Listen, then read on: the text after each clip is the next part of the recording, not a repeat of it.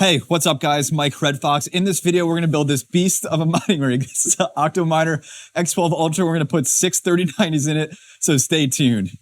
That was stupid.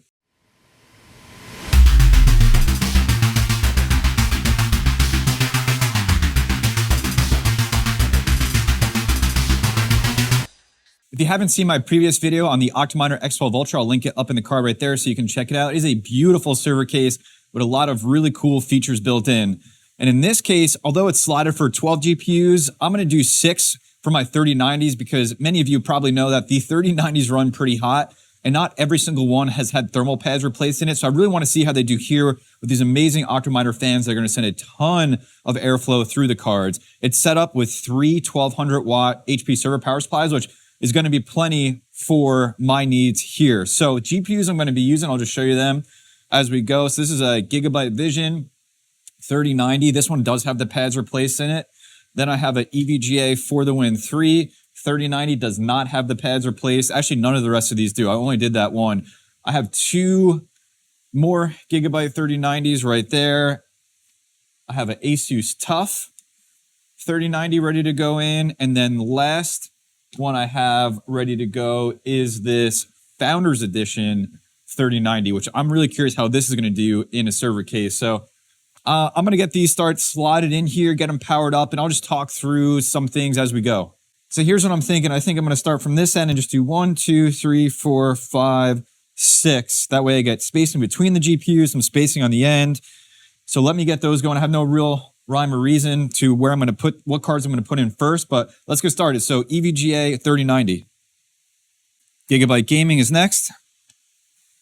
I'll do another Gigabyte Gaming right after that. Might as well keep the Gigabyte train rolling. We'll do the Gigabyte Vision right here. We're going to do the Asus TUF next.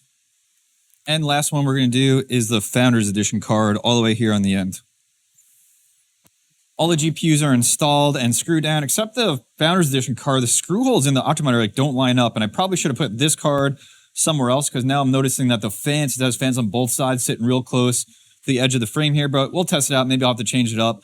The next thing I got to do is power all of these cards. So the Gigabytes and the Asus TUF have 2 8-pins. The For the Win 3 has 3 8-pins, and you guys probably know the Founders Edition cards have these weird 12-pin to dual 8-pins. So all the strands that the Octominer comes with have dual 8-pins on it. So I'll just have to use 2 strands for the 3090.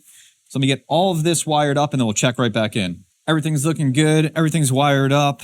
One thing I was mindful of as I was doing this is making sure none of the wires are coming off are going to hit the fans of the GPU next to it, as well as tucking everything underneath the card so nothing's interrupting airflow through the GPUs. The only one I'm kind of concerned about is this first fan. There's a lot of wires in front of it, and just the way that this is built with all the cabling, we'll see what happens there. So next thing I got to do, I got this support bar, which actually I forgot about, which is going to be nice because this should help keep down these GPUs, especially this Founders Edition, which I could not get screwed into the case. Let me install this. Never mind, can't install it because the 3090 is too tall and I can't get into here for the screw holes to line up. So I'm just going to rest it here. It's a good friction fit, I guess. Hopefully that'll help out a little bit. I think that's it. I'm going to put the lid on. I'm going to get this thing powered up and we're going to check it out. Power button time. There we go. You can watch the wattage reported at the wall on the meter box up there. Let's let this boot up. Right now, running idle as it boots, 430 watts is what we're pulling. I'm going to keep that up there. We're going to jump into Hive OS, make sure all the GPUs are recognized. We'll do overclocks and just get an idea of overall performance of this 6-card 3090 mining rig. All the 3090s are recognized, and you can see the performance I'm getting on them right now. A little over 121 mega hash per GPU. The quick overclocks I have is the core is locked at 1100, the memory is at 2400. I can go per GPU and find the maximum performance for each one.